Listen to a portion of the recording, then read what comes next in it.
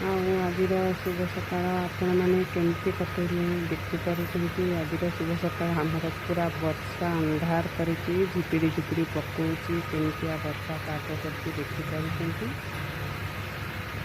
ଆଉ ମୋ ଦି ଛୁଆ ଶୋଇସାରିଲେଣି, ଖାଇ ପିଇକି ଶୋଇଛନ୍ତି, ପୁଣି ଉଠିଲେ ଖାଇବେ।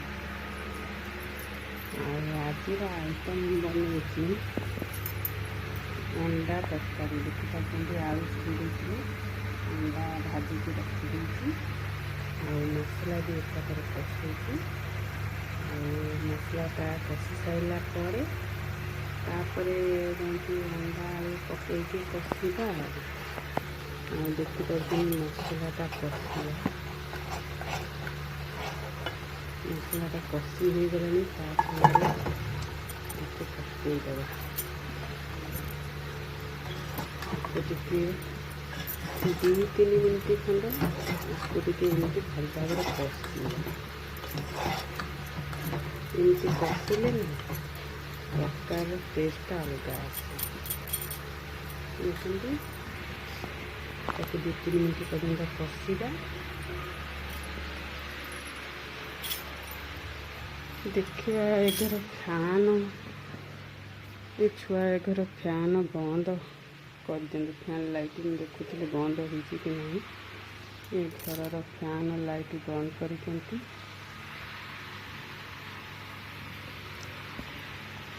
ଆଉ ବର୍ଷାରେ ସ୍କାଇଲାଇଟ୍ ଦେଖୁଛନ୍ତି, ଘର ସବୁ ଅନ୍ଧାର ଅନ୍ଧାର ଦିଶୁଛି ବର୍ଷା ଅନ୍ଧାରରେ।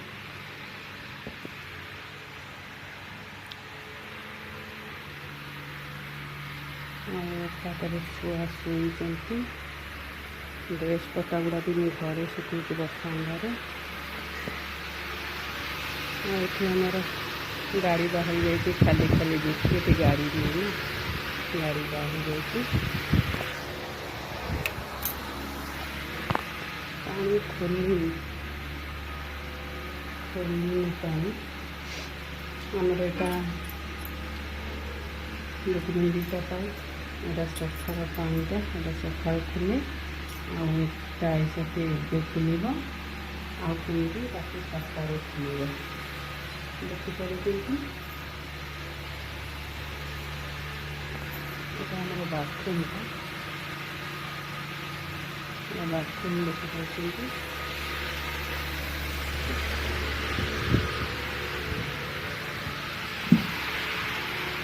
ଏମିତି ଗାଡ଼ି ରହିବ, ଗାଡ଼ି 2-3 ମିନିଟ୍ ବାବୁ ଆମର ଯାଇଛନ୍ତି, ଆଣିଲେ ଏଠି ଗାଡ଼ି ରହିବ। ଆଉ ଏଇଟା ଆମର ଆଉ ଟିକେ ଗୋଳି ଦେବା, ଗଲାଣି।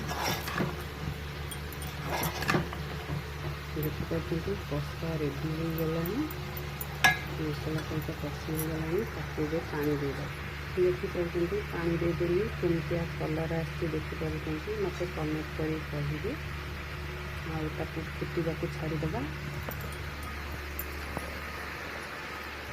ଆମର ଏଇ ଜାଗାଟା ପିଲର୍ ଗୋଟେ ଥିଲା, ଏଇଟା ଯେଉଁ କଡ଼ା ହେଇଛି ଆମର ହେଇ। ଦେଖିପାରୁଛନ୍ତି ଗୋଟେ ରୁମ୍ଟା ଥିଲା, ଏ କବାଟା ସେଠି ଖୋଲା ହେଇକି ରହିଛି। ଦେଖିପାରୁଛନ୍ତି କବାଟ ବନ୍ଧ ସେଠି ହେଇକି ଖୋଲା ହେଇକି ରହିଛି। ଏଇ ସାଇକେଲ ପଛରେ ହିଁ କବାଟ ବନ୍ଧ ଖୋଲା ହେଇକି ରହିଛି, କାରଣ ଏ ରୁମ୍ଟା ଭଙ୍ଗା ହେଇଗଲା। ପୁଣି ତାକୁ ଆମେ ଭାବୁଛୁ କାନ୍ଥଟା ଏଇଠି ଉଠେଇକି ଏଇଟା କିଚେନ୍ ବାହାର କରିଦେବୁ। ଏଇଟା ଯେଉଁମିତି ଥିଲା ରୁମ୍ଟା ସେମିତି ରୁମ୍ କରିଦେବୁ ଗୋଟେ। ଆଉ ସେ ରୁମ୍ଟା ନାହିଁ ବୋଲି ଏଇ ଛୋଟ କାନ୍ଥଟା, ସାମାନ ପତ୍ର ରଖୁଛୁ ବୋଲି ଏଇ ଛୋଟ କାନ୍ଥଟା ଉଠେଇଛି। ନହେଲେ ଏ ଛୋଟ କାନ୍ଥ ଭଙ୍ଗା ହେଇଯିବ, ଏଇଠି ଗୋଟେ ରୁମ୍ ଯେଉଁମିତି ଆଗରୁ ଥିଲା ସେ ରୁମ୍ ବାହାରି ପଡ଼ିବ, ସେଟା କିଚେନ୍ ବାହାରି ପଡ଼ିବ, ସେଟା ଗାଡ଼ି ରଖିବା ବାହାରି ପଡ଼ିବ। ଆଉ ବାଥରୁମ୍ ଲାଟ୍ରିନ୍ ତ ରହିଲା।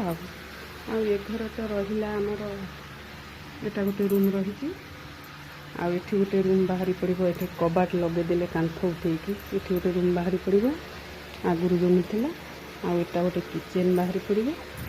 ଆଉ ଏଟା ଗାଡ଼ି ରଖିବା ପାଇଁ ବାହାର ରୁମ୍ଟା ବାହାରି ପଡ଼ିବ। ଆଉ ଲାଟ୍ରିନ୍ ବାଥରୁମ୍ ତ ସେଠାକାର ରହିଲା ହେଇ। ଆଉ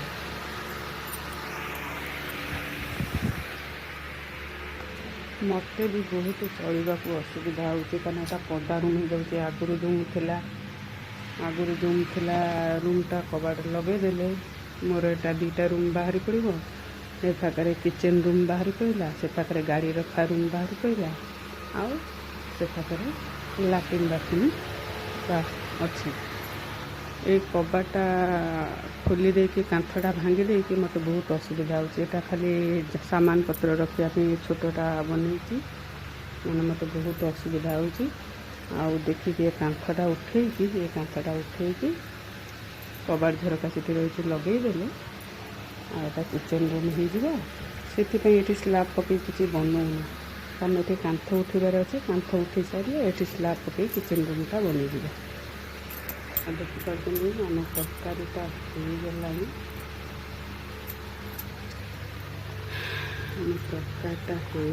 ଦେଖିପାରୁଛନ୍ତି। ମୋ ଛୁଆ ତ ଝୋଳ ନହେଲେ ଖାଇବେନି, ତାଙ୍କର ଝୋଳ ଦରକାର ନାହିଁ। ଆଉ ଆପଣମାନେ କମେଣ୍ଟ କରି କହିବେ କେମିତି ହେଇଛି ତରକାରୀ। ଦେଖିପାରୁଛନ୍ତି, କହିବେ କମେଣ୍ଟ କରି। ଆଉ ଦେଖିଲେ ହେଇଗଲା। ଆଉ ଛୁଆ 2 ଜଣ ତ ଶୋଇଛନ୍ତି, ଉଠୁନାହାନ୍ତି। ବାବୁ ଆମର ଡ୍ୟୁଟି ଯାଇଛନ୍ତି। ଆଉ ମୁଁ ଏଠାରେ କାମ ସାରିଦେଲି। ଏପାଖରେ ଆହୁରି ଛୁଆ ଗୁଡ଼ା କପଡ଼ା କପି ଗୁଡ଼ା କ'ଣ ପକାଇଛନ୍ତି, ତାକୁ ସବୁ ଉଠେଇବାକୁ ପଡ଼ିବ।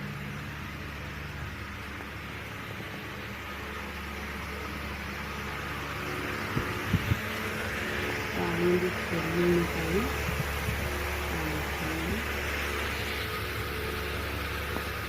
ଆଉ ଆଜି ପାଇଁ ଏତିକି ରହୁଛି।